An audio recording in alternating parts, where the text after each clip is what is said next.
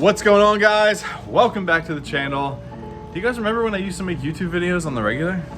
I do, and I miss it. And basically the reason why I've been MIA for over a month now is that we've just kind of been on vacation and enjoying summer. So we went up to New Jersey and we did a few weeks at the Jersey Shore, and we are finally back in Florida. We had to extend our stay a little bit, but we're back, we're here, and we got a lot of stuff to do to finish the Drift V within the next few weeks. Let me explain.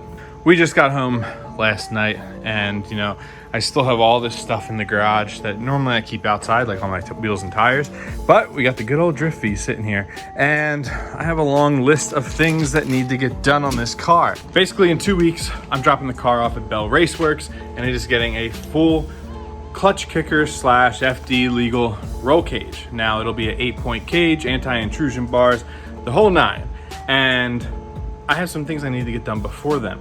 Now, obviously, when it comes to caging a car, it's basically just gutting the interior.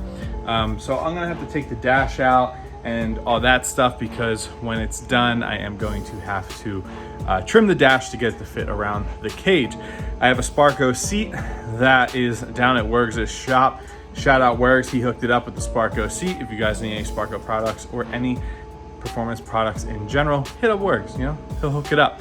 And so we got the Sparco seat that's going to go in. I have seat brackets already. I also have these like adapter brackets that go to the car, but then I have the brackets that bolt the seat to the adapter bracket. However you want to say it, I have all the stuff I need. That's going to be the driver's side. So what I need to do is next weekend we're going to go get that seat from Wergs, and we're going to size it up, basically get it bolted in where I am comfortable in driving the car, because when the cage is built, the harness bar basically gets built around where my seat is. After that, I am going to be stealing the harnesses and the passenger seat out of the 3000 just for right now, because the harnesses in this car are still legal, and the passenger seat, I don't have the money as of right now for a Sparco seat just yet. So I am going to get another Sparco Halo seat for the passenger side of the V. So I'm going to borrow one of the NRG non-Halo seats out of the 3000 for the time being. Then from there, the interior would be good, the car to be good to get caged. However, I do need to get this thing a roller again. And by that, I need to pull the dual caliper bracket back off. We are still working on it. I haven't had much time, obviously. I haven't been in the state, but we are still working on finalizing a dual caliper solution for this car. Now, in the front of the car, I got to pull the front left corner off. I got to do the poly bushings. I still haven't done those for the front left corner. Once those are done though, I think my ride height is pretty much set. I think I'm going to roll the fenders just to play it safe, but my ride height is set, and I'm going to tape measure align the car. The car is I'm going to bring it over to Tyler when we're in PA in October for an alignment, but for the time being, I am going to tape measure align it. Then before the cage, I also have to build a sunroof cover, and that is going to be sheet metal riv nutted on to the car, and it's going to be sealed from the inside. That's just going to cover the sunroof panel, and it will ultimately get vinyl wrapped over as well. So it'll be double sealed for that, but you won't see it. You'll just see the riv nuts poking up. So I threw the Japanese plate on here a few weeks back because I haven't had it on the 3000, and I was like, ooh, drift car, sweet, JDM. I got a better one for you here, guys, that just came in a few days back. All right, the new plate for the Drift V. We got that Florida retired plate. So this is not a real plate, but we're gonna be running it at the track and whatnot. And I feel like it's fitting when you have a Cadillac CTS from the early 2000s. You're living in Florida, you might as well just be a retiree at that point. So now that the first mod is done, I'm gonna pop this garage door open and let's take a look at the engine. Got cobwebs on the car, literally. So before I left, I got this overflow tank in right here. I gotta get a piece of hose to go from here to there. That's Club Loose Tech. Otherwise, we're pretty good as far as engine goes. We're pretty much all set. It's ready to get tuned. We have our front bumper on hanging. I have That side's actually connected. This side isn't yet, but not a big deal. We'll get that hung. I want to try and keep the factory spots, and by that doing that, like, I'll raise the car up, but I have a feeling I will have to trim part of the bumper out right here. But I do want to get a little bit of a fender roll up here so that we're not grabbing if we're at angle and hitting some bumps and whatnot. So we will do that. And then I think what I'm going to try and do today is start with that hood or roof, sunroof cover. So I got a piece of sheet metal.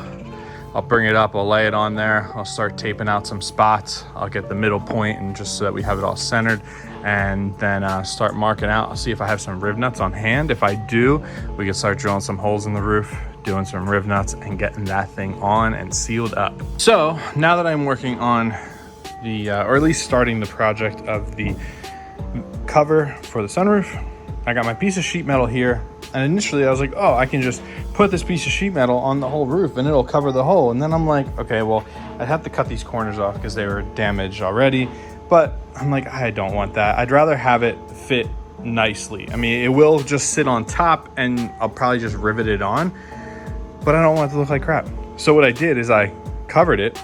I laid it on top of the sunroof, and from the inside of the car, I traced out the opening. And basically then what I did based off of the inside opening was that I left a 1-inch gap.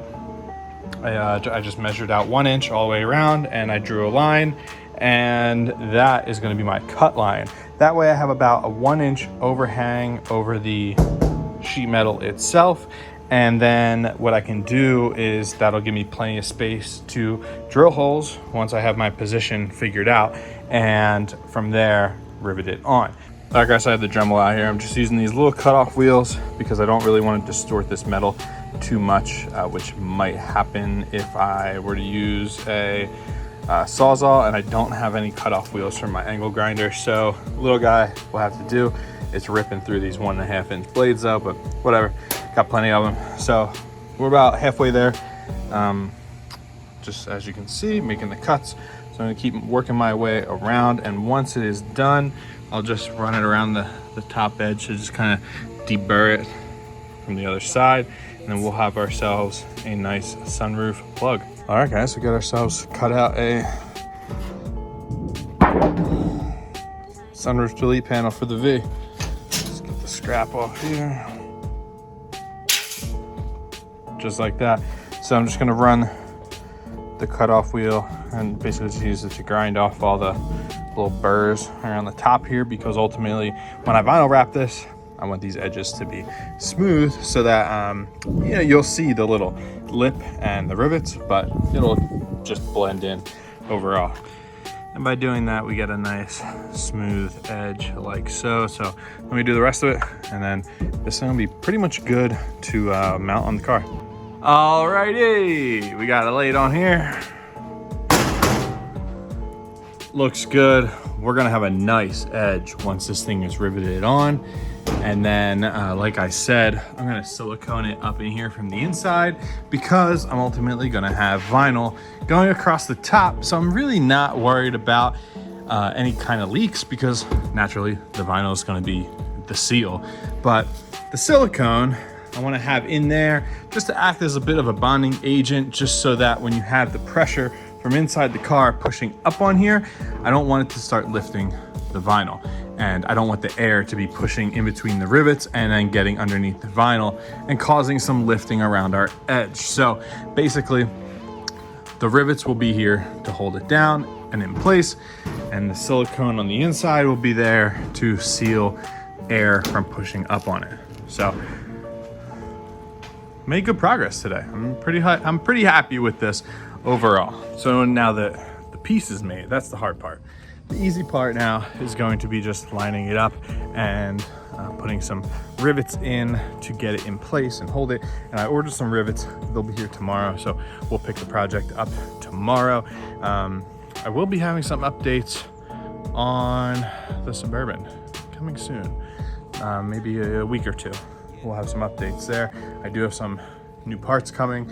We had an issue with it when we were home and we fixed it, but got some stuff for that, relating to that and tow rig stuff. So now we're gonna stop for the night, but we're gonna jump in tomorrow while we have rivets for this thing, and we're gonna get this thing attached to the car. Picking this back up, it's the next day. We got rivets, we got a rivet gun. It is time to attach this thing to the car. So I'm gonna have Morgan come out and help me just get this thing centered. I'm gonna sit in there and try to line up the lines, get this thing centered, and then I guess what I'll do is start by just drilling like a front center hole, and then I'll get a rivet in there. And from there, I guess I'll do a rear hole. That way the thing really can't move anymore. And then I'll probably just jump from side to side, working my way out every couple inches, throwing some rivets in until we are completely down. And then I'll come down the sides and repeat the process for the other side. Out to Amazon for the next day delivery on these guys. It's just a 500 piece rivet set. They're, I think, aluminum rivets, and they'll do the trick. I got a middle rivet done right here. Worked out pretty good. I got a back rivet done right here. Also worked out pretty good. So what I have in here now on my tape line is every 2 inches, I got a spot marked, and I'm gonna just go through and drill the holes. And once the holes are drilled, pull the tape off and get those rivets in, working my way down. And then I'm gonna do the same up top here. And then once the top there is done, then I'm gonna start working my way around the bend. And I think ultimately just come to the point right here in the middle. There isn't any kind of like weird tension on this cover or anything. So we should be all right just taking that approach, and then we'll go on the other side and repeat. It's hot up here, this high, standing on the car because it's up on jack stands. But my vinyl showed up today. Maybe I'll try and do a little test panel to see how it comes out. We'll see. It all depends on how long this takes and where the night takes me. So we're gonna get to work on this, get this thing completely riveted in, and check in with you guys. Many minutes later. Halfway through check-in. Here's how we're looking so far. It's hot. I'm literally dripping sweat up here. It's rough. We got this side done. We got this side done. Now I'm gonna turn the corners, go across here, and we'll be halfway through onto the other side. Looking pretty good so far. I'm happy with it. No crazy like lifts in between the rivets. I think I'm going close enough together. Just 2 inches in between each. You know, there's no gaps or like, you know, bows in between. Like I feel like if I went 4 inches in between, you have like a high spot right here, which is kind of what happened on the roof wing on the 3000 over there, which I never even ended up getting to riveting in. So now that I have this gun, I got these rivets, I'll be able to maybe rivet that in, maybe eventually someday. We'll get there. She'll get her time again. All right, we are complete. Got this thing all installed. It came out okay. I'm not too bad, too disappointed with it. We got a little bit of like a spot right here and here. But I'm gonna tap that gently with a hammer to try and flatten it out before we hit it with vinyl. Overall, it does the job. It is sealed. It is not going anywhere either. I would have done less rivets last time. I drilled an extra hole over here by accident, so ignore the fact that there's a cluster right here. But I'm basically 2 inches apart all the way around.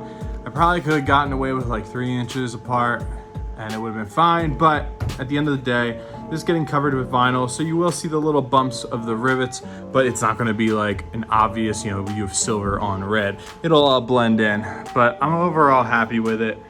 It came out pretty decent. And I also just pulled off the dual caliper bracket. We're gonna make a couple changes. We're gonna shave this off, shave this section out here, and we gotta move this hole up a little bit. And then we are on to our next step when it comes to completing the dual caliper bracket. And then I just went ahead and saw how easy it would be to pull the strip off here. It is right here. So when I wrap it, I'll yank these little trim pieces off. I'll scrape off that double-sided tape, the old double-sided tape. I'll be able to wrap the door a lot easier that way. And then I'll wrap these individually and then just put some new double-sided tape on them and slap them on. And then I was also looking at new V emblems. These guys are super old. I saw some on Amazon, which, like, if it were the black car, I wouldn't run Amazon emblems because they're classic and they're a little longer than the factory ones and maybe a little shorter. But for the drift car, it's gonna get vinyl wrapped. It's okay. I might order the Amazon ones just so they look nice and new. Black car, I eventually want to get new inserts for the emblems because definitely want to keep the OEM emblems on that car because it's the nice car and this is the nice drift car. In the next video, I don't know what we're going to be doing. Now the sunroof is done, I need to do the front left suspension bushings. I got to install the Sparco seat, which hopefully that'll be in another video or maybe 2 videos because I'm sure I'll be doing stuff this week before I get down to Works' shop to pick up the Sparco seat. And then once the seat's in, we can measure and cut our handbrake plate and basically get the handbrake in the car. What I'm gonna end up doing is maybe tomorrow I will get this thing back on the ground, get the rear suspension set back up without the dual caliper setup because I'll have to order another batch of test fit pieces before I move forward with that. So I'm gonna wrap it up here. I'm gonna wrap this video up. Thank you guys for sticking with me and hanging around while I took a little bit of a break, but we're back. We're finishing this car and we have a hard deadline of when we're gonna be drifting it. So I'm really excited. I hope you guys are too. Thank you for watching. Remember, like this video, make sure you hit the like button, subscribe to the channel, and we'll see you in the next one.